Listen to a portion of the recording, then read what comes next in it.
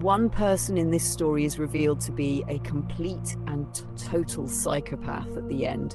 But before we get into today's story, if you're a fan of the strange, dark, and mysterious delivered in story format, then you've come to the right place, because that's all we do.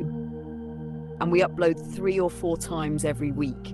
So if that's of interest to you, please offer to babysit the like buttons kids, give them candy and soda, and then send them home with whistles and whoopee cushions. Also, please subscribe to our channel and turn on all notifications so you don't miss any of our weekly uploads. All right, let's get into today's stories. In 2008, 28-year-old Chris Smith was an up-and-coming star in the lead generation business. Lead generation is not a flashy business. Basically, you create these ads that are designed to generically help people with things like lowering their mortgage payments or reducing their credit card debt. And in these ads, you leave behind a 1-800 number for anybody interested to call. And the people that do call, their information is taken down. And then the lead generator, the person who made that ad, they sell that information to mortgage brokers and debt consolidators and anybody else that wants access to that lead. Chris's ability to create these really compelling ads and get people to call said number was so good that it caught the attention of another up-and-comer in the lead generation space, a man by the name of Ed Shin. Ed worked for a lead generation company called LG Tech in Southern California. And Ed wound up hiring Chris to come onto their team as a consultant right away. Chris and Ed totally hit it off, despite being very different people. Chris was a surfer bro who wore flip-flops and t-shirts every day and never went to college. Ed was a very sharply dressed, college-educated father of 3 who went to church every Sunday, but where they overlapped was their shared desire to become fabulously wealthy. After working together for a little while at LG Tech and doing quite well for themselves, they realized they could actually make a lot more money if they left LG Tech and formed their own lead generation business. And so in early 2009, they did just that. They left LG Tech and formed a new company called 800 Exchange. And right away, it took off, generating millions and millions of dollars in revenue, 80% of which was profit. During this incredible time, Chris used some of his money to buy a brand new Range Rover and a beautiful condo in Laguna Beach, and he fell in love with a beautiful ballet dancer named Erica.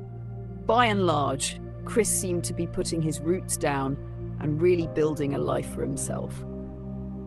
As for Ed, despite his squeaky clean outward appearance as being this all-star family man and father, he was using his cash to party and gamble in Las Vegas. When Ed was at LG Tech, he would regularly go to Las Vegas to generate business. And while he was there, he developed a gambling addiction. When he and Chris formed 800 Exchange, Ed continued to go to Las Vegas to drum up business. It was something he was good at. But when he and Chris started making money hand over fist, his gambling addiction grew tenfold, and he went completely off the rails. Ed was spending so much money in Las Vegas, sometimes up to 6 figures an hour, that one of the main casinos there would fly him in their private jet, put him in their very best suite, fully compete. It's unclear how aware Chris was of Ed's crazy spending habits, because Chris rarely went to Las Vegas with it. The men were living their respective dreams until October of that year, when Ed was charged with embezzlement. Their former employer, LG Tech, alleged that Ed had siphoned off about $2.5 million from their business to fund his wild Las Vegas lifestyle. Ed told Chris these allegations were totally false, but Chris was shaken. He was worried that if he didn't do something about this, Ed could potentially embezzle money from 800 Exchange, and so Chris went out and got a lawyer to begin protecting himself from his business partner. Over the following few months, Ed and Chris attempted to run 800 Exchange before Ed's trial date, but it was just too difficult because the trust had been totally destroyed by these allegations. In May of 2010, Ed was convicted of felony embezzlement. In order to avoid jail time, Ed had taken a deal that meant he would need to pay roughly $800,000 of restitution to LG Tech. But Ed did not have $800,000. The only way he could make this payment would be if 800 Exchange, the business, fronted the money. But in order to do that, he would need Chris to sign off that he was okay with that because he owned half of the business.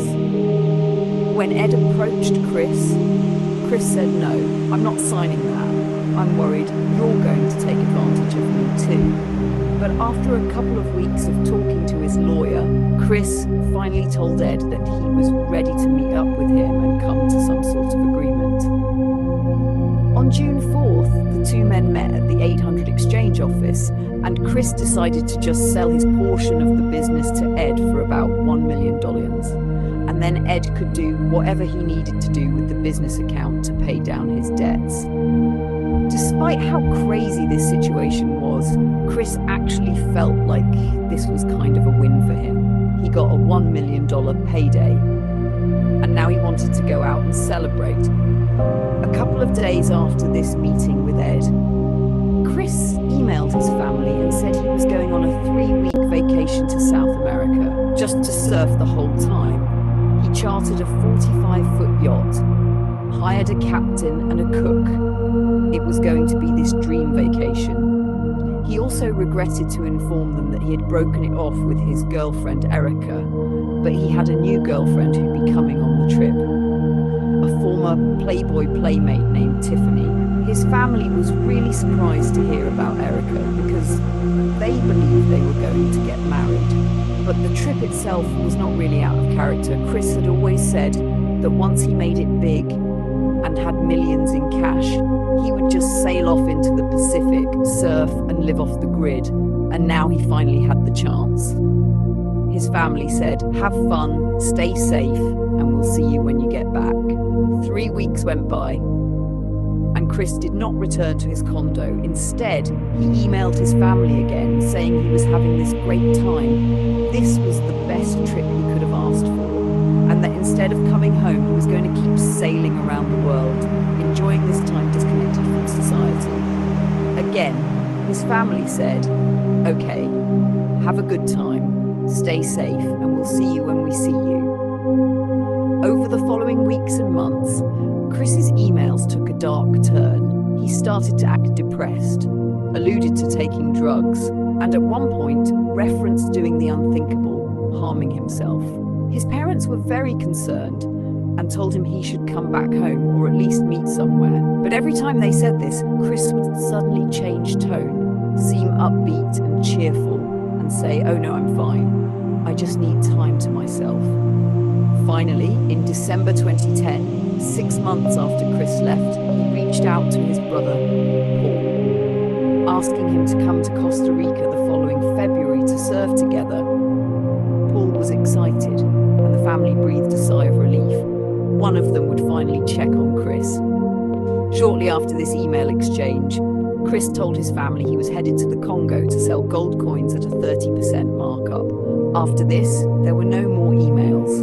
The family feared the buyer had kidnapped or harmed Chris, but long gaps between emails made them wait, thinking Paul's Costa Rica trip would be the first chance to see him. When February 2011 arrived, Paul called the hotel in Costa Rica to confirm reservations. The hotel said, "We've never heard of Chris Smith. There are no reservations." Paul tried contacting Chris with no luck and told his family they contacted the State Department, who discovered Chris's passport never left the US. Impossible, they thought, because for a year he had supposedly been sailing. Chris's father, a former cop, went to California to speak to Ed.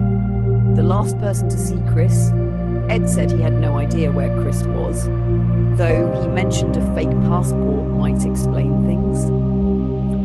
Chris's father filed a missing person report. The police questioned Ed, who claimed he didn't know anything and said they had been bickering when Chris left.